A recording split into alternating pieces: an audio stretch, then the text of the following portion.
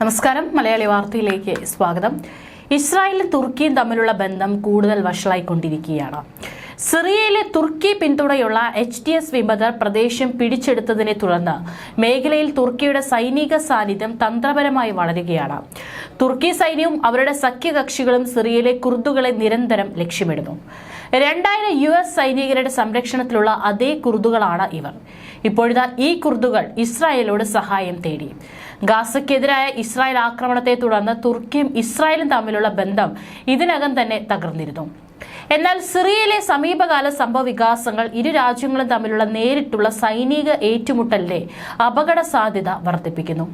തുർക്കി president Recep തോയി ഉർദുഗാനും തന്റെ രാജ്യത്ത് Israel വിരുദ്ധ പ്രസ്താവനകൾ നടത്തി സംഘർഷം വളർത്തുകയാണ്. തുർക്കിയുടെ അഭിപ്രായത്തിൽ കുർദുകൾ അവരുടെ സുരക്ഷയ്ക്ക് ഭീഷണിയാണ്, കാരണം അവർ ഒരു പ്രത്യേക രാഷ്ട്രം സ്ഥാപിക്കാൻ ലക്ഷ്യമിടുന്നു. അതിൽ തുർക്കി പ്രദേശങ്ങൾ സംയോജിപ്പിക്കാനുള്ള പദ്ധതികളും ഉൾപ്പെടുന്നു. കൂടാതെ ബുധനാഴ്ച ആയിരക്കണക്കിന് തുർക്കികൾ ഇസ്താംബൂളിൽ ഇസ്രായേലിനെതിരെ പ്രതിഷേധിച്ചു, ഹമാസിന് പിന്തുണ അറിയിച്ചു. ഗാസ യുദ്ധത്തിന്റെ തുടക്കം മുതൽ മിഡിൽ ഈസ്റ്റിന്റെ മുഴുവൻ ഭൗമരാഷ്ട്രീയ ഭൂപ്രകൃതി മാറിക്കൊണ്ടിരിക്കുകയാണ്. ഹമാസിനെതിരായ ഇസ്രായേൽ ആക്രമണത്തിന്റെ മറ്റൊരു ചക്രം മാത്രമാണെന്ന് തുടക്കത്തിൽ എർദോഗാൻ വിശ്വസിച്ചിരുന്നതായി ഇസ്രായേലിലെ ടെൽ അവീവ് സർവകലാശാലയിലെ തുർക്കി കാര്യ വിദഗ്ധനായ ഡോക്ടർ ഹേ ഏത്തൻ കോഹൻ പ്രസ്താവിച്ചു. എന്നിരുന്നാലും ഏതാനും ആഴ്ചകൾക്ക് ശേഷം ഹമാസിനെതിരെ ഇസ്രായേൽ ഒരു സമ്പൂർണ്ണ യുദ്ധം ആരംഭിച്ചതായി തുർക്കി മനസ്സിലാക്കി. ഹമാസ് പിന്തുടരുന്ന മുസ്ലിം ബ്രദർഹുഡിന്റെ അതേ പ്രത്യയശാസ്ത്രത്തിൽ നിന്നാണ് എർദോഗാനും പ്രചോദനം ഉൾക്കൊണ്ടിരിക്കുന്നതെന്ന് കോഹൻ പറഞ്ഞു.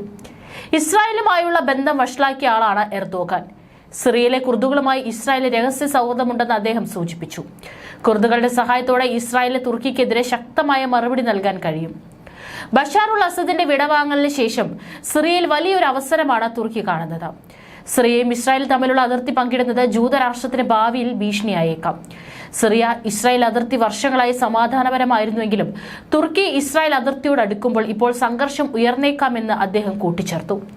നാറ്റോ സൈനിക സഖ്യത്തിൽ അംഗരാജ്യമാണ് തുർക്കി. ഹമാസുമായി അടുത്ത ബന്ധം പുലർത്തുന്ന ഇവർ ഇസ്രായേലിനെ ശക്തമായി ആദ്യമൊക്കെ വിമർശിക്കാറുണ്ട്.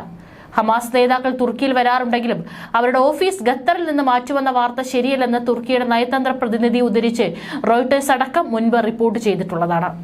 ഇസ്രായേൽ ഉണ്ടാക്കുന്ന വ്യാജ വാർത്തയാണിതെന്നും ഹമാസ് പ്രസ്താവനയിലും അറിയിച്ചു.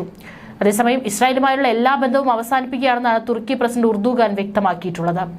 പാലസ്തീനിലും ലബനനിലും ആക്രമണം നടത്തുന്നത് ചൂണ്ടിക്കാട്ടിയായിരുന്നു പ്രതികരണം. ഇസ്രായേലുമായി ബന്ധം തുടരില്ല എന്നാണ് ഉർദുഗാൻ പറഞ്ഞത്.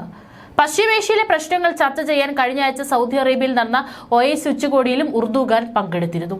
അപ്പോഴും നിലപാട് കർശനമാക്കുകയാണ് ഉർദുഗാൻ ചെയ്തിരിക്കുന്നത്.